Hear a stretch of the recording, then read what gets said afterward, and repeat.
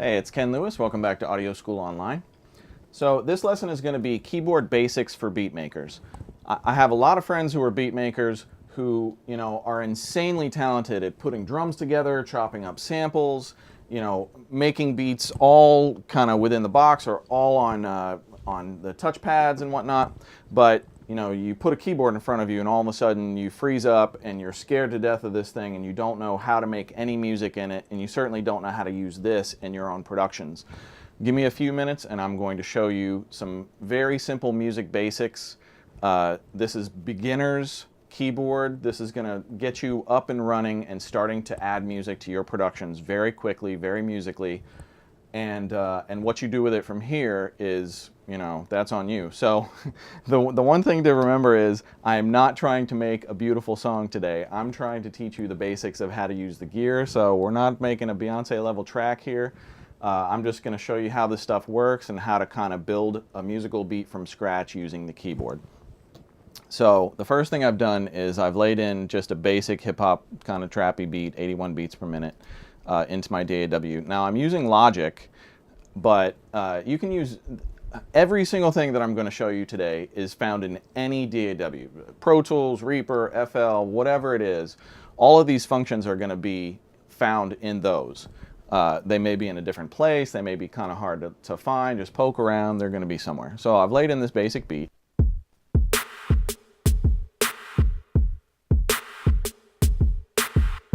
Okay, so I have my beat, but I have no music. How do I start? Well, the first thing is I've dialed up a piano patch on here.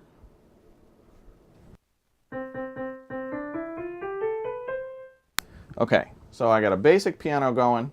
Now, if you just stay on all of the white keys, you are going to stay in the key of C major. C major is also the key of A minor. So here's a C, here's an A. So if you start playing all the notes from this C to this C, this is C major. If you start on this key, A, and you play A to A, B, C, D, E, F, G, A, that's A minor. So if you just stay on the white keys, you're going to be golden the whole time. And this is kind of your note palette for what notes are accessible to you. So stay off of the black keys, those are all the sharps and flats. Stay white keys only. But, I want to put down like maybe a basic like chord progression, but I don't know what chords are. I don't know how to play a chord. Chords are super simple at their basic level. So if you start on C, so C is on the piano. Let me back up for you super new guys and girls. C, D, E, F, G, A, B, C, and then it starts again. C, D, E, F, G, A, B, C, goes back down the other way. C, B, A, G, F, E, D, C, all the way down. It's just a repetitive thing. So if you kind of take your thumb, your middle finger, and your pinky, and you put your fingers across the keys like this, and you don't play these two keys, and you play these three keys. See, that's already rock and roll. That is a C major chord. And if you keep that spacing between keys, you can move this anywhere on the keyboard, and you're going to play a different chord. And the name of the chord is going to go by where your thumb is playing, because this is the root note. C major, this is D minor, E minor, F major, G major, A minor, B diminished or half diminished really, and back to C major. And you can go the other way down the keyboard as well. And you'll notice I'm just keeping this 3-note spacing even the whole time. Wherever you play this, you're going to be in the key of C, and you're going to play a chord that functions in the key of C. So C, B half diminished, A minor, G major, F major, E minor, D minor, C major. Okay, so if I want to add a basic progression to my beat here, one word of note, I've set in my settings, and again, this is in any DAW, you'll find these somewhere. My metronome is only going to click and record, and my recording is going to start 1 bar ahead. So it's going to give me a 1 bar count off. If you're a beat maker, you should already know that. So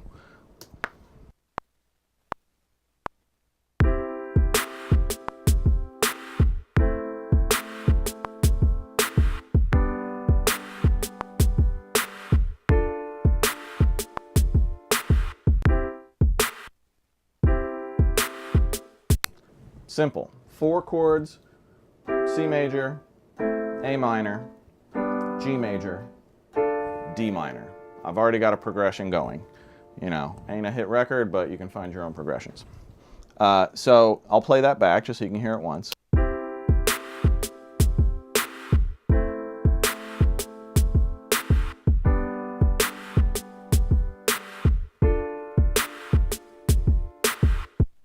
Okay, one of the most valuable functions in your DAW is the quantize function. I'm sure you know this from making drums. Same thing with music and pianos. I'm going to take this, and I only played quarter notes, so I could just quantize it to quarter notes, but you could quantize to eighths or sixteenths, and if you're accurate enough, it'll snap to where you want. So let's quantize this to eighth notes. It'll be fine. So that just makes sure that my chords are perfectly on each measure. You don't necessarily want that. It's, you know, you can humanize the feel if you want, but for now, let's keep it real basic. So we have 1 chord per measure.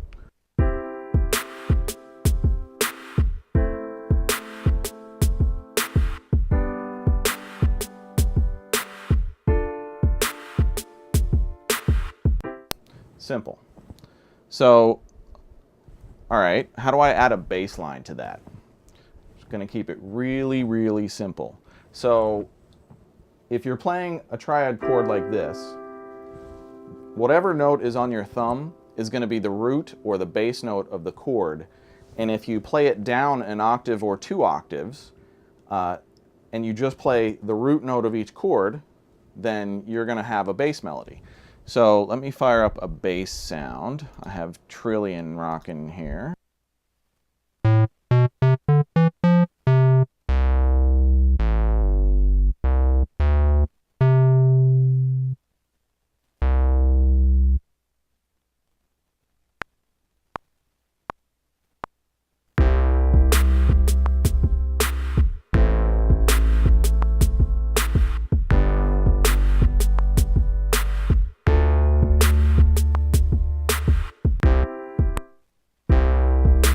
Now let me quantize that. Again, eighth notes, quarters are fine. All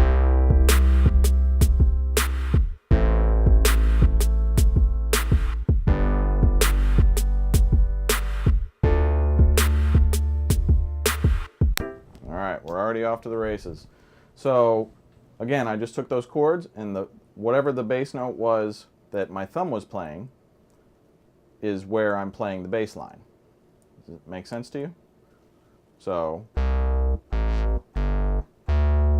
is basically the bass line that I played over those keyboards. And it works because all of those notes are in the scale, and they're the bass lines. You can certainly get more creative with bass lines. That is not the bass line that you need to play with those chords. It's not what I'm saying. I'm just saying that on your very basics, that's what's going to work for you. And you can start, you know, learning those concepts, and then you can figure out how to break the rules and make your own music with it, make things more interesting. The other thing that I do with beats a lot of times is, so I put the piano part down, but the piano part, I don't like the sound of that at all. So I'm going to look for other sounds. I'm just going to take this MIDI file, and I'm going to copy it to another MIDI track. And what do I have rocking on this MIDI track? I have Retro Whirly. Okay.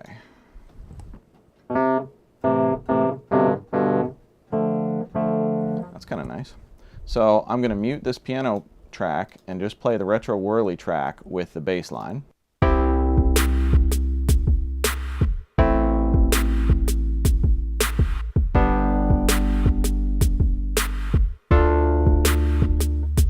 Already it's a little cooler. Let's see if we can maybe add some strings. I have Omnisphere up. So if I just go to like analog strings. We'll just pick the very first patch and we see what we get. And again, all I'm going to do is copy this same MIDI file down to here. I'm just layering sounds right now. This is super basics. So this same MIDI file that's was playing the piano part and then the retro whirly part is now going to play strings. And let's hear what that sounds like.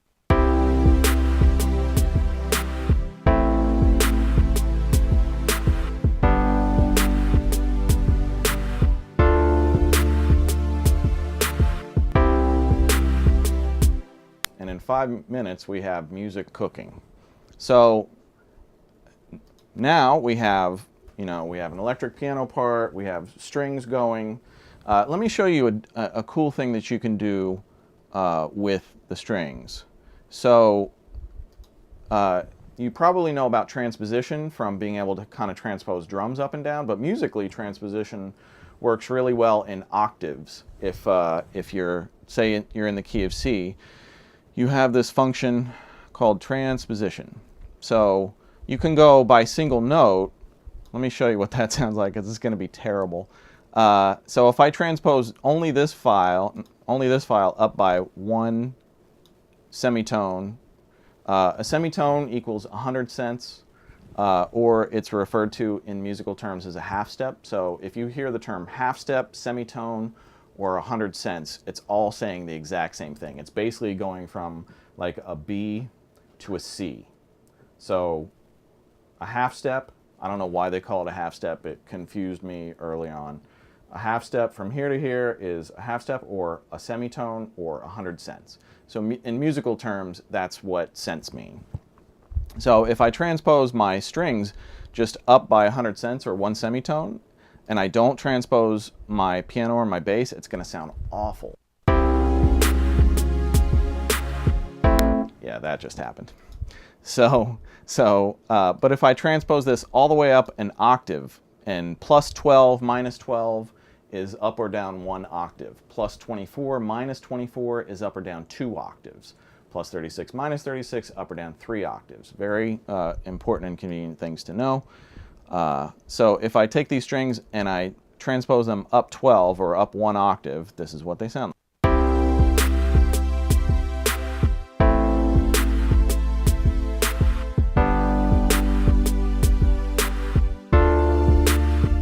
Or if I want them super high, I'll just demonstrate up 2 octaves.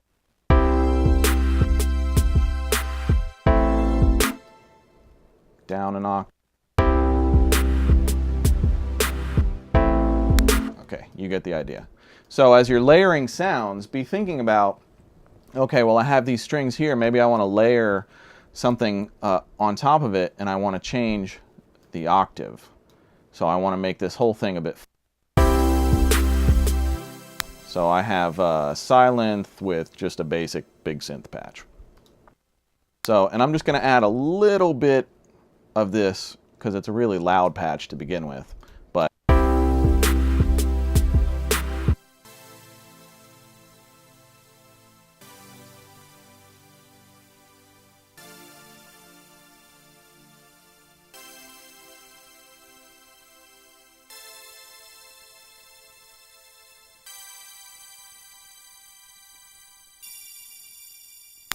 so you hear how I keep switching the transposition up and down octaves and it moves the entire file.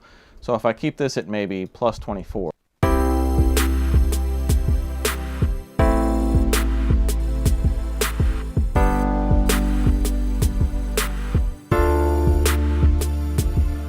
So now I've created 3 layers of sound off of just that one basic piano patch. And and if you're doing like sidechain pop music and you're doing a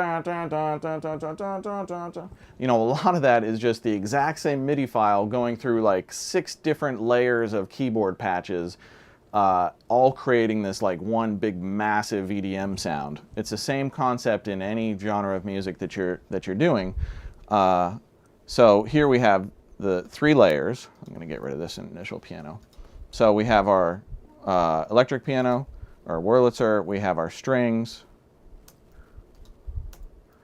and we have our high pad. Okay. and then we have our bass line right here. We'll call this bass. All right. So just off of one set of chords, I haven't played anything since that initial set of chords, and already we have this.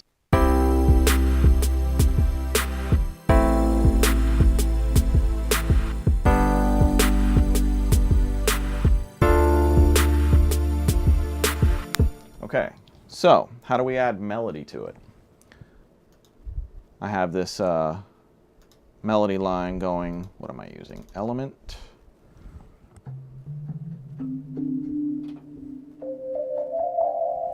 Okay, so I have basically just a mono lead sound on my melody here.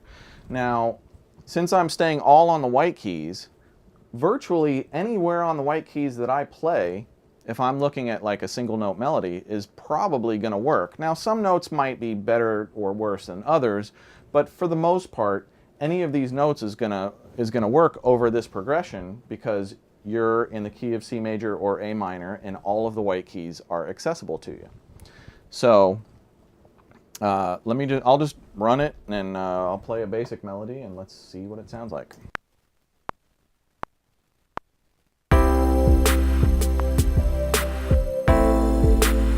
Let me turn that up so I can hear it. Okay, I'll play it up there. Let's try that again.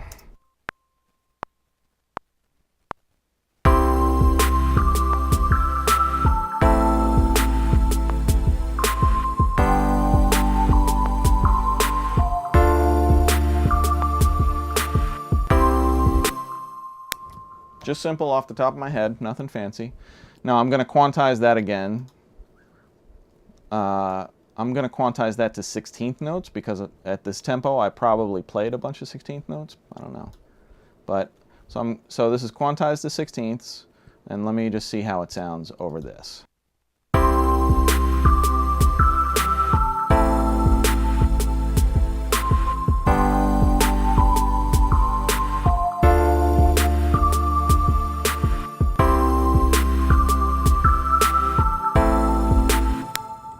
Piece of cake. So, you know, a lot of times when I'm writing those types of melodies, it's not something for me that might stay in the song. That might end up being a vocal melody. So in the end, once I put this beat together, that might be the guide that helps me write lyrics to it. And so I write lyrics to kind of that melody, and then I'll get rid of that melody or leave it in and layer it in with your vocal. You know, you can play much simpler melodies that here, let's play down here. Let me show you mono melody lines. So if you hear this, let me turn this up a bit.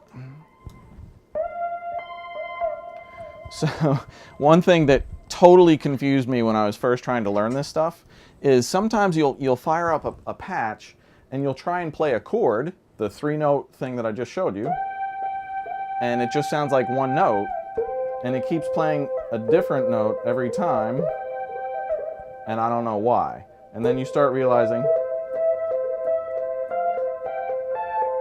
it's only playing one note at a time. Why? Well, there's some patches on keyboards are mono patches, which basically means it's only gonna play one note at a time. It's kind of like, envision like an 808 one-shot bass line where you hit the key one time or you hit the pad one time and it plays your whole 808, and if you hit the pad again, then it cuts off that one so that your 808s aren't overlapping.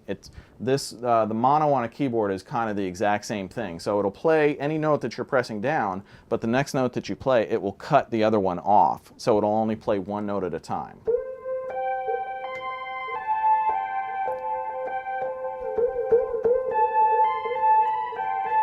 Which is sometimes really cool if you're making melodies, because then you don't have any overlapping clashing notes. It's kind of got this nice smoothness to it. So let's take this high, so that melody line that I just played on the other one, let me put over to here. Same concept as the pads. You're just moving it to a different sound and trying it and seeing what you get.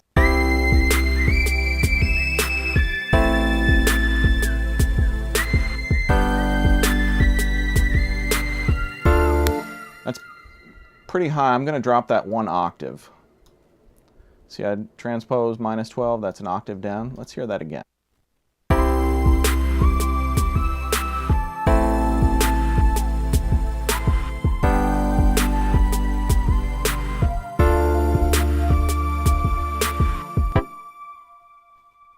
So I'm not going to go over quantization too much. I assume if you know how to make beats that you know what an eighth note and a 16th note and a quarter note is. You know, you typically want to kind of quantize for the notes you've played. If you're playing faster notes, probably quantize to 16ths. You know, slower notes, eighth notes, quarters, whatever. You'll figure that out. The other thing, just like drums, is velocity. So let's take my whirly pad. So right now, here's my 3 notes, and they're all at maximum velocity, 127. But if I didn't play this consistently, it might be something like this on the first chord, where you don't really hear this chord.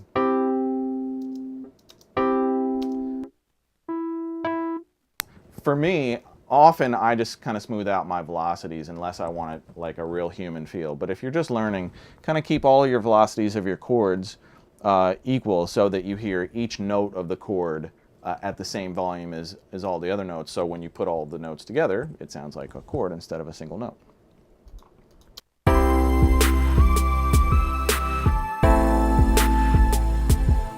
Okay, now since we're on the topic of mono leads, you can also have mono bass lines. That's probably the 2 places that mono is used most, with leads and bass lines. Now, if you know, you may not know what portamento is. It's also called glide. So I'm gonna move this to another track where I have Pro 53 set up. So let's hear it with the Pro 53 patch. This is another mono synth.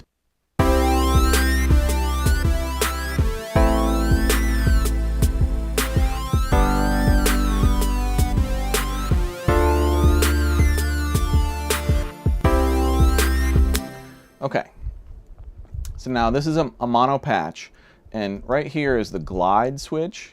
Again, on some synths it's going to be called glide, some it's going to be called portamento. It's the same thing.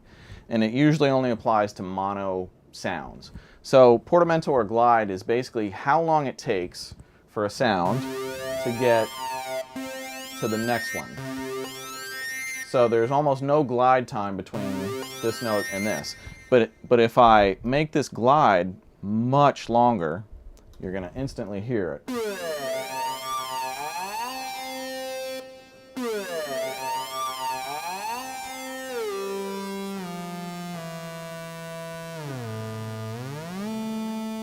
So you hear how slowly that goes from one key to the other. So the glide or the portamento is the time that it takes a mono patch to go from the key you're on to the key you want to go to.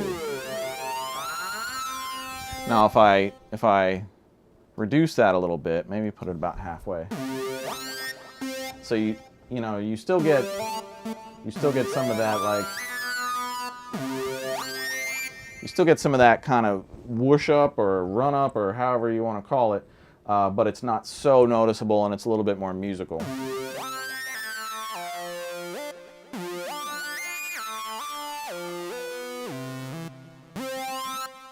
Okay, hopefully that makes sense. So I don't love this sound for my lead patch, so now that I've taught you portamento, I'm going to go back to something that sounds.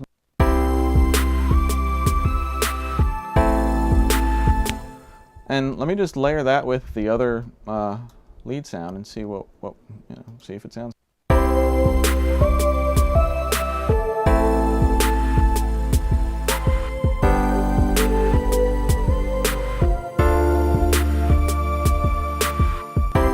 Okay, so all I did was, let me color code these so that makes sense. Boom, boom. Okay, so those are my leads. Here's my bass line, and here are my keyboards. All right. So here are my 2 lead. They're both mono lead patches, and again, I'm just layering sounds. This stuff is super basic. I just took this and literally just, well, let me make sure I'm not, okay, I did transpose that, and they're both transposed. Okay, so check it out. All I'm doing is copying this to here. That's it. And you have this, and so you have this, and then this.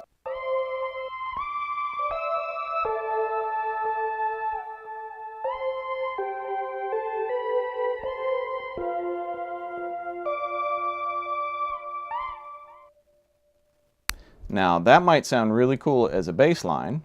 Let me mute this bass real quick. Let's see if I can quickly find a bass on here. I don't, where are the,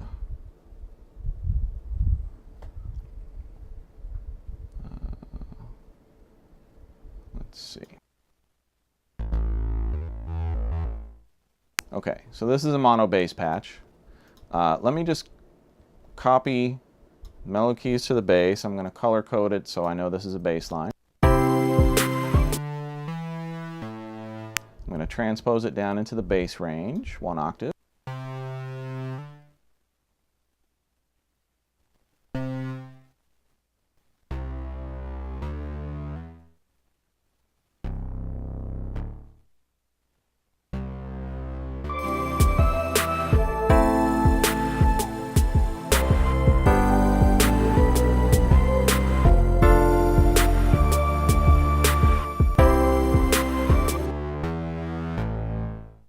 It's a crappy bass sound, but you know, let's see if I can quickly find a better one. I don't know about this.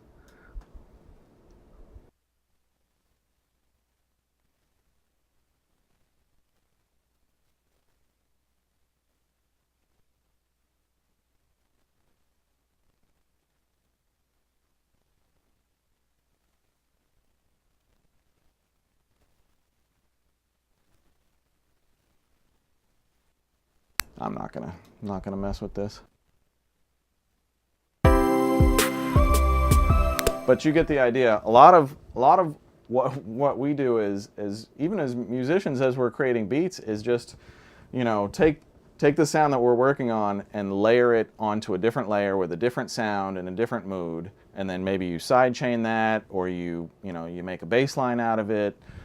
There's the creative element is for you to experiment and figure out what works best for you. I'm just kind of giving you the guidelines. So I'm going to show you another chord progression. I'm going to just set this off to the side for now.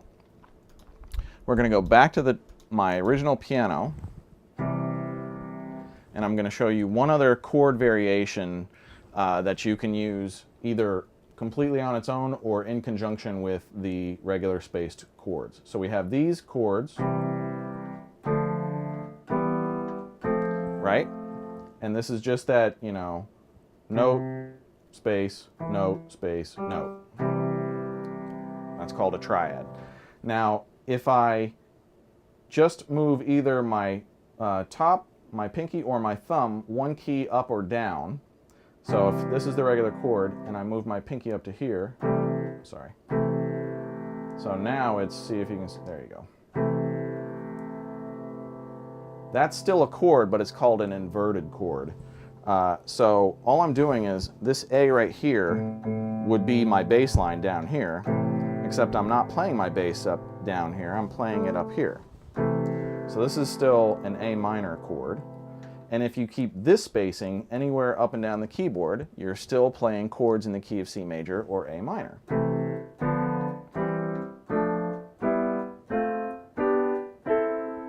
Okay? And there's one other form that you can use, which is instead of moving your pinky up, move your thumb down.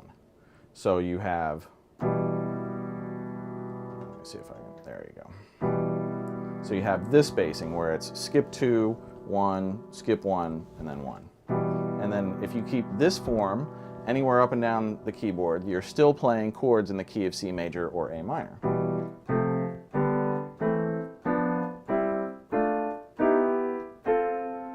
Okay?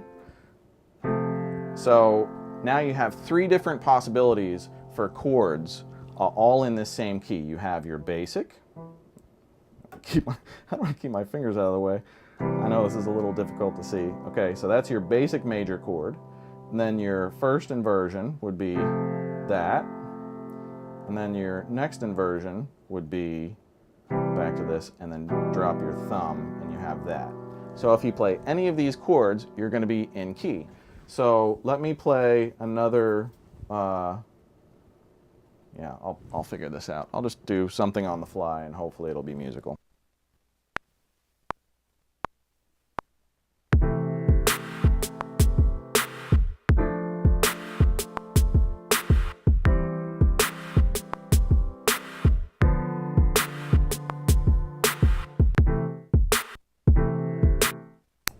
Quantize that. You can see how crappy of a keyboard player I am, and I've played keyboard on some pretty big records, so.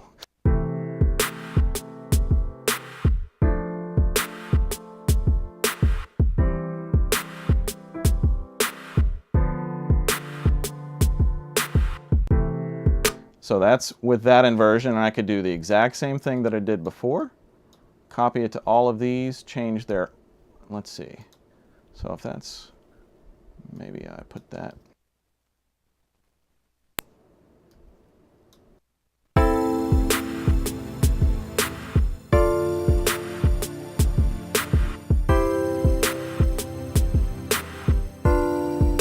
Kind of sounds like a funeral dirge, but you know, we're making music. So, but again, you see how quickly and easily you can just come up with a chord progression. Hopefully you'll find one that's a bit more musical. And then I'll show you with, let's see, so we did that, so let's do this. So just in musical terms, if you're in this form, then your bass note, or the root of your chord, is your middle note. If you're playing this form, the root of your chord is your top note. So if you're trying to figure out the bass line that goes to it, and you're playing this chord inversion, this would be the bass note. So if you want to add bass notes, you know, if you want to play fuller piano chords, then if you're on this chord, this is your bass note. If you're on this type chord, skip 1, then skip 2, your top note is your bass. So I'm playing an A. Playing an A in the bass, and then if your top chord, if your top note, sorry, if this is your chord with space 2 and then skip 1, your middle note is your bass note.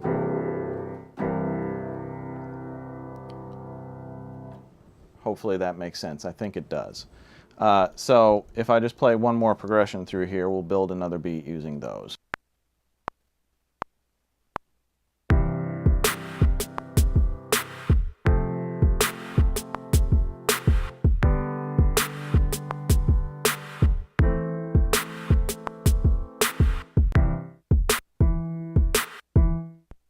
Quantize that. Now see, this happens a lot. If you look right here, I started playing my chord just before the downbeat, and when I try and play it back, it doesn't play the whole chord. And man, when this first happened to me, I was mystified. I didn't know what was going on.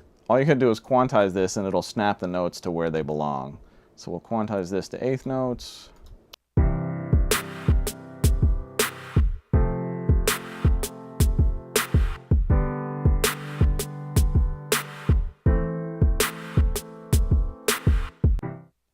Okay, now if this is a way to cheat. Say you have this progression and you like this progression, but it's too low. Maybe you're a singer and you want the singing range to be higher.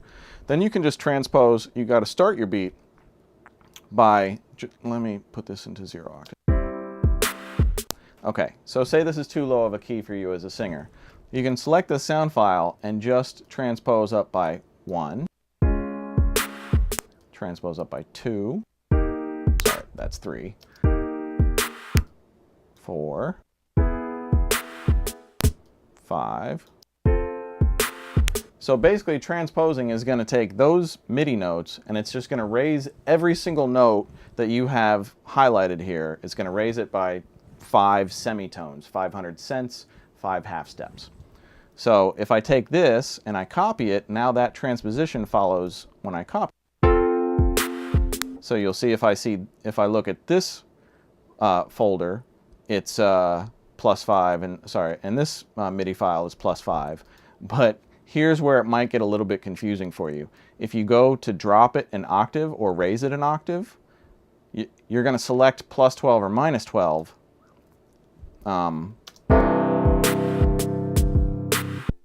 But it's not gonna go where you want, because this is at +5 and this is at -12. So this is really confusing. This needs to be at -7.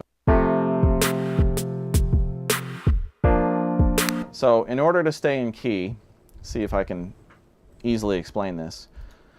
If you're transposing, your files need to be either at the same transposition, say this is +5, or 12 off of that. So 5 plus 12 is 17. So if I wanted to raise this an octave, I would go from 5 to 17.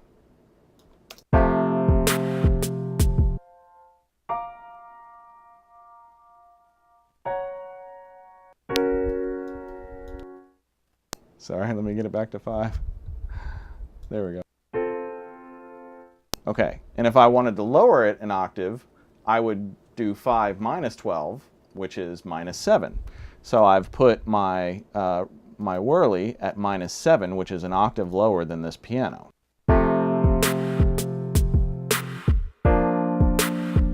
And then if I want to add strings an octave below that, I would do -7 minus 12, which is -19. Boy, I'm doing math, jeez. All right, -19.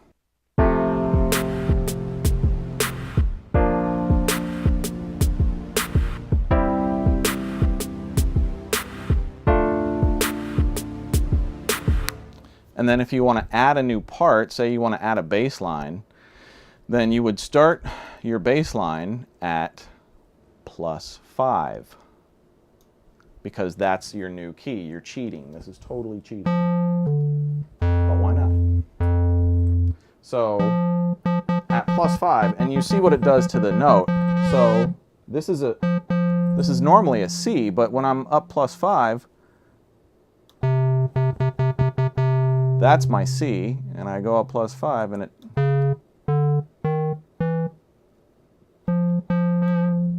So if I want to add parts to my transposed file, so this is up 5, everything is in this key, I just make sure that my incoming MIDI is transposed as well, so it works. I know that's kind of confusing, but after you play with it for a while, it's going to totally make sense.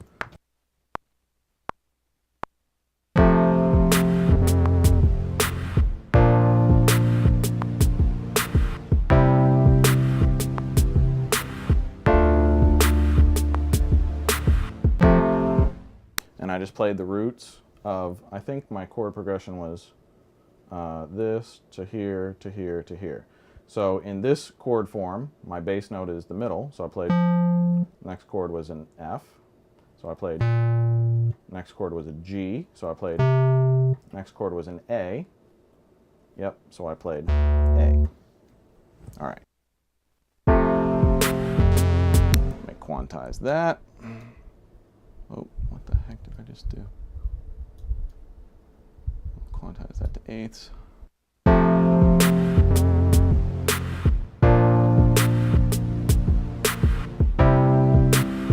God, this musically is so terrible. I'm so sorry. But I think you get the idea. You know, if you play with this a little bit musically, it'll totally make sense. Now, there's another kind of patch that you'll see on a lot of soft synths that might really confuse you like crazy. Let me see if I can find one. Anything that you see with a patch called fifths. Come on, where are you? Of course, I don't have any now.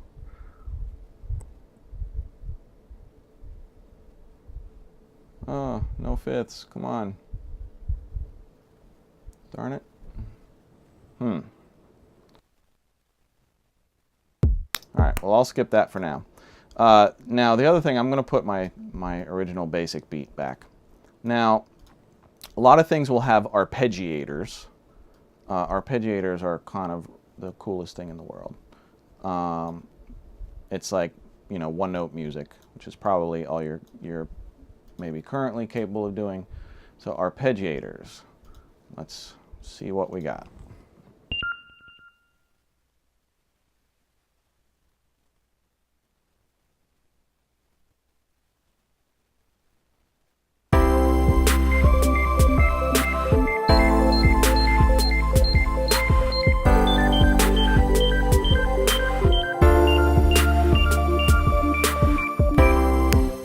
So the thing about arpeggiators is they will play a chord.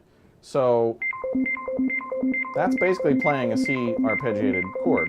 Some arpeggiators are major, some are minor. So if you fire up an arpeggiator and it doesn't go with, the first thing with an arpeggiator is try and play the root notes. So if I take like this bass line and I make an arpeggiator out of it, let me put it up an octave.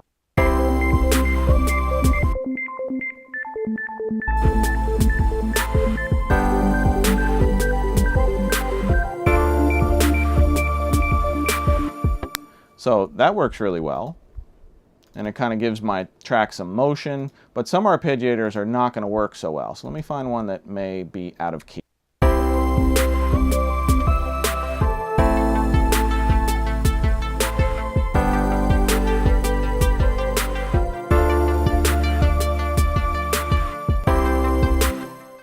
Well, that's a nice one. So, before I try and find bad ones, see how easy it is to just like, all I did was I took my bass line right here, I copied it down to my, this is Element, but we'll call this ARPS. And a lot of keyboards, a lot of these soft synths have arpeggiators or they have arpeggiated patches. This is nothing new. So, an arpeggiator basically just means that it's a repetitive, you hold down one key and it repeats a whole bunch of notes. Sometimes only the same note, sometimes a two-note pattern, sometimes a chord pattern. It all depends on the sound. And if I just copied my bass line to my arpeggiator track, and then I just raised my arpeggiator track by an octave, we're back to regular, no weird transpositions, just plus and minus 12 now. So now this is my ARPS. So I just made my ARPS track the same as my bass track, and I raised my ARPS track an octave, and this is what.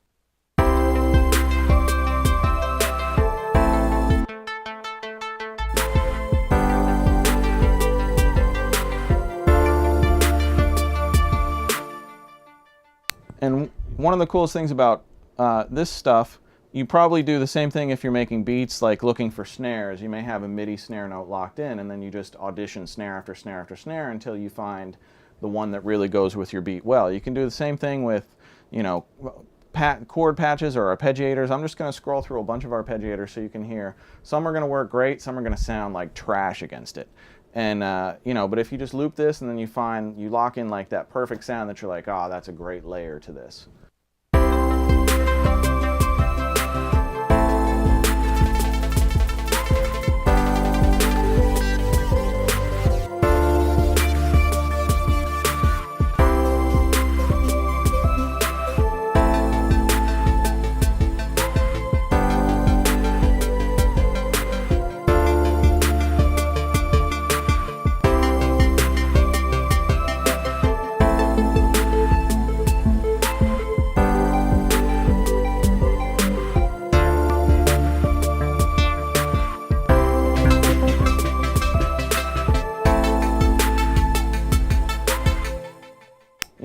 You'll also notice the other thing about arpeggiators is they instantly lock to tempo. So I'm holding down one key, but it's going right along with my tempo every time, and it's creating like this pattern of notes that I, as a non-musician who can't play keyboard, who's now just learning from me, arpeggiators will allow you kind of a much more musical range without being a proficient musician. Again, I'm going to scroll through a few more just so you kind of get an idea of how you can layer in more sounds on this.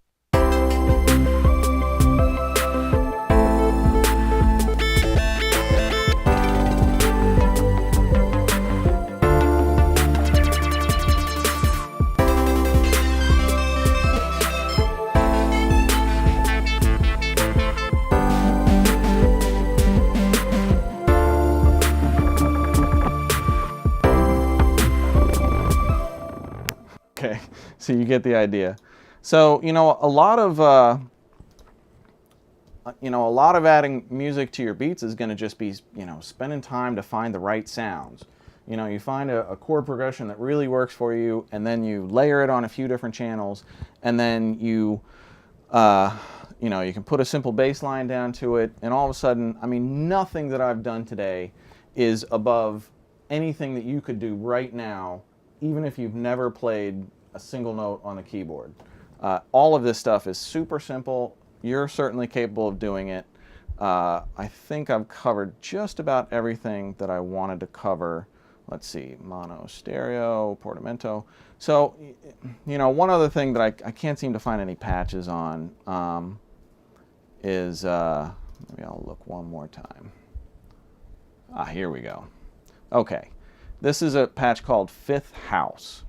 So if I play,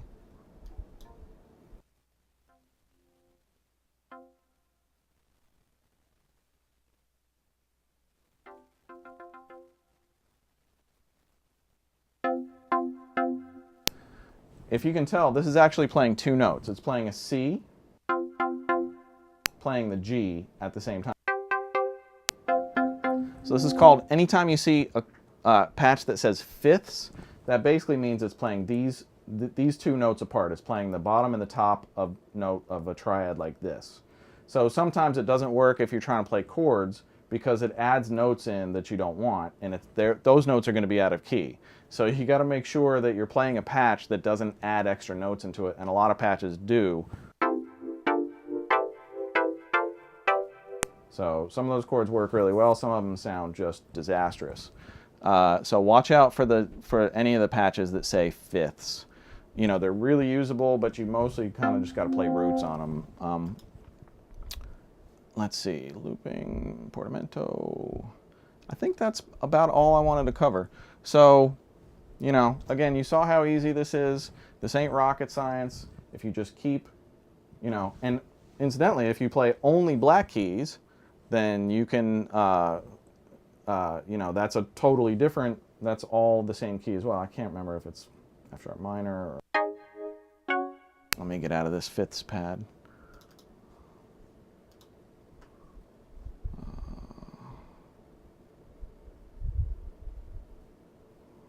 Jeez, there we go.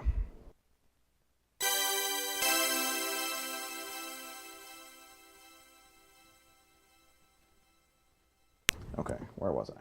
So yeah, if you only play the, and you keep this same spacing,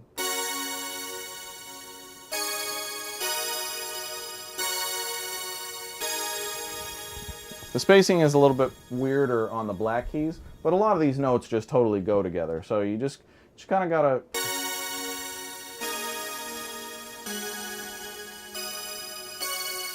and you don't have to play a 3-note chord. You can play a 2-note chord. You can play single notes.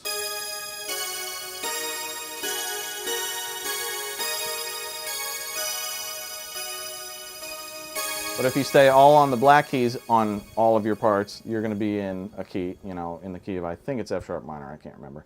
And if you stay on all the white keys, you're going to be on those keys. Now, one other thing that I wanted to show you, which is, again, cheating, but hey, if you're not a musician, then you need some extra tricks. So, you remember I showed you how to transpose within Logic, or any DAW is going to be the same way. But what if I just want to start with this piano, and let me see if I can find it. There's almost every keyboard controller has pitch change. So the most basic is, if you see this says octave, octave up, octave down. So on my controller itself, if I'm playing this chord, and I go octave up on my controller, octave down,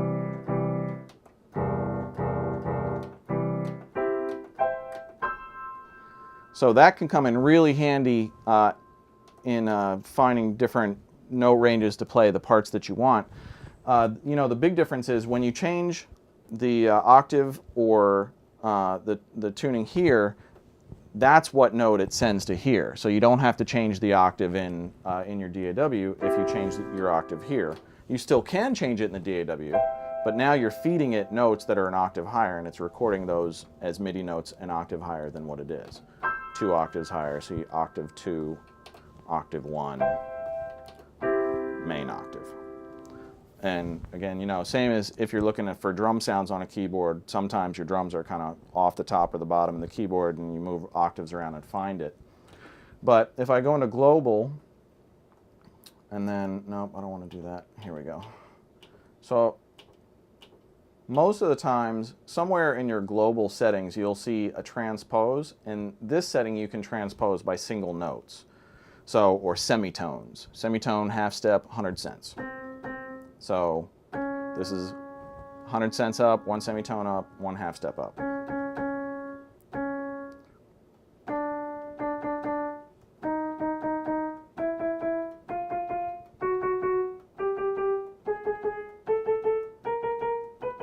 And then that magic number 12, which is back to the same note an octave higher. So what I just did was I just changed this note to,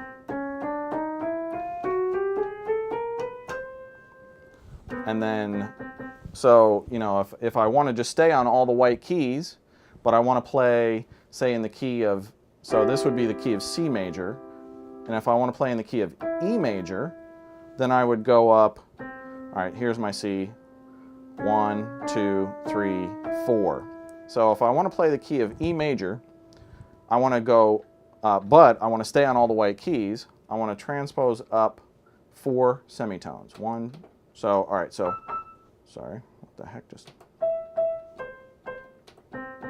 okay. So here's my C. I want to turn my C into an E. So now that's an E. So now, if I just stay on the white keys, I'm in the key of E major. So this is no longer a C as far as the computer is concerned.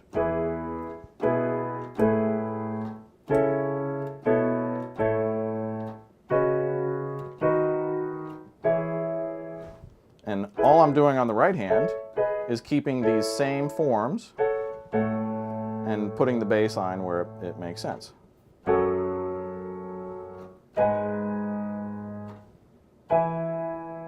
And I'm transposed up by 4 semitones, 4 half steps, 400 cents, up to an E major. So I'm playing in the key of E major, but I'm playing on all the white keys, which is cheating. So a lot of times, you know, if you're trying to add music to a beat that's already going, or maybe you have a sample that's locked in and you want to play along to the sample, but you want to stay on all the white keys, just stay on all the white keys and play through and keep transposing until all of the white keys make sense with the sample that you're playing along to. Let me say that one more time because that's probably a little bit confusing. If you use the individual transpose, say the key of C doesn't go along, you have a Drake sample looped or an old 70s soul sample or something looped to a beat. It's in a certain key. It's probably not in the key of C major. But since you're not a musician and you want to play along with it, all you got to do is maybe keep playing this C note, or at your basic, just play the C until you find a note. I would start with the chord and just loop the sample, loop that old 70s soul sample and play this chord until you find one that goes with it.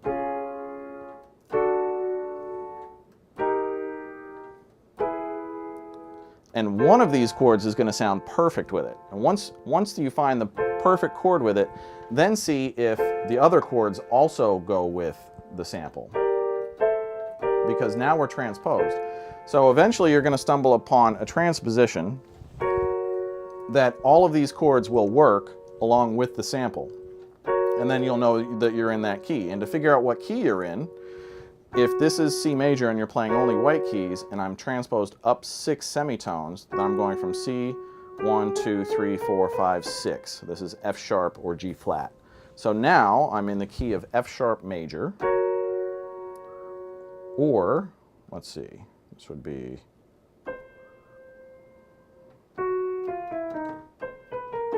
or D sharp minor or E flat minor.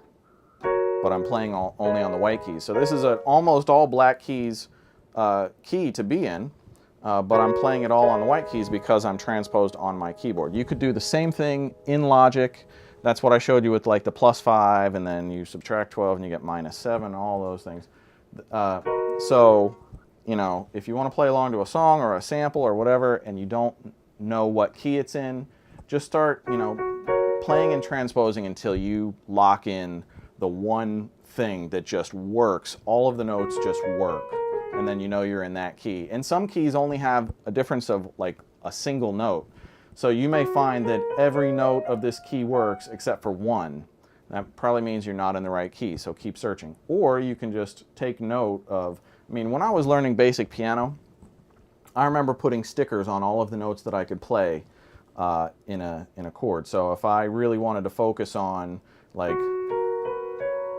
these 5 notes, I'd put little pieces of tape all along only where these 5 notes happened, and then I knew as I was learning the keyboard that anywhere I played these 5 notes that had the little pieces of tape on them, I was good. It was going to go along with my music.